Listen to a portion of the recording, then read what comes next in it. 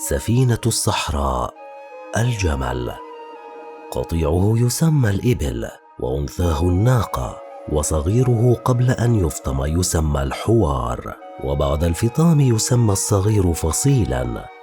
هو حيوان من رتبة شفعيات الأصابع من فصيلة الجمليات، يشتهر بالكتلة الدهنية على ظهره والتي تسمى السنام، ويسمى شعر الجمل بالوبر، وهو حيوان سريع الانقياد ينهض بالحمل الثقيل ويبرك به. تدل الحفريات على أن أجداد الجمال الحالية نمت في أمريكا الشمالية، ثم انتشرت فيما بعد في معظم أجزاء آسيا. وقد استأنس الإنسان الجمال قبل 2000 عام قبل الميلاد. تنقسم الجمال على نوعين: الجمل العربي وله سنام واحد، ويعيش في مناطق شمال إفريقيا والصحراء الكبرى والشرق الأوسط وصحراء الربع الخالي، والجمال ذات السنامين والتي تعيش في منطقة آسيا الوسطى.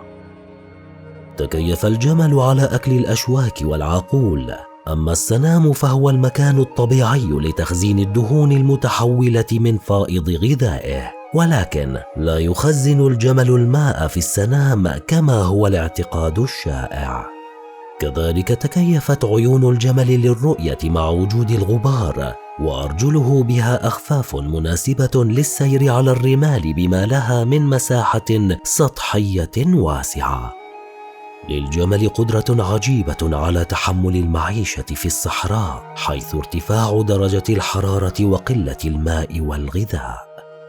ومن الصفات التطورية لدى الجمل أن العين مزودة بصفين من الرموش الطويلة للوقاية من الحصى والرمال المتطايرة، والأرجل مزودة بخف إسفنجي لين ليتمكن بهما من السير على الرمال الناعمة، والسنام يختزن فيه الدهون ليقوم بحرقها خلال عملية التنفس، حيث تتحول الدهون إلى طاقة تمده باحتياجاته في فترة الحرمان من الطعام.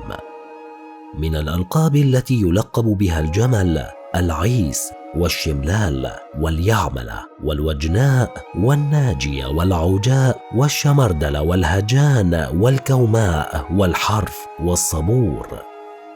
يعرف الجمل بسفينة الصحراء، وذلك لتكيفه مع المعيشة على جدب الصحراء من حيث قلة العشب والماء.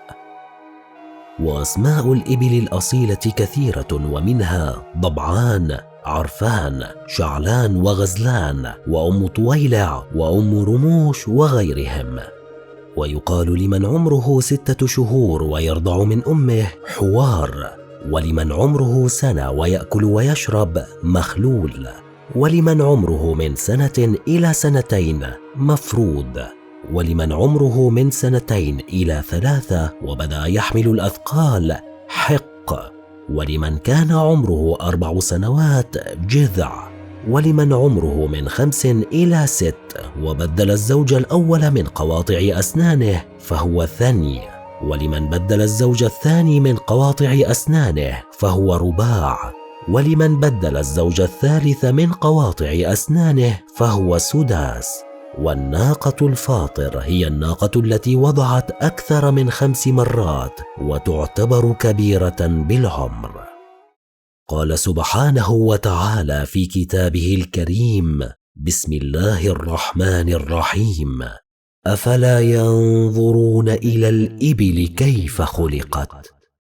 فمن الصفات الجسدية التي خص الخالق بها الجمل أنه سبحانه خلق له وسادة أسفل صدره تعرف باسم الكلكل، ووسائد مشابهة فوق كل ركبة من ركبه، وهذه الوسائد تمكن الجمل من الركود على الأرض مهما كانت قاسية وخشنة دون أذى، كما تعينه على رفع جسده عن الأرض لعزله عن حرارتها، وللسماح لتيار من الهواء يتحرك بينه وبين الأرض لتهويته وتلطيف درجة حرارته.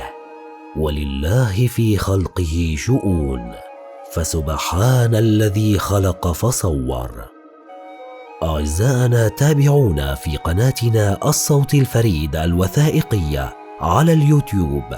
دمتم في أمان الله.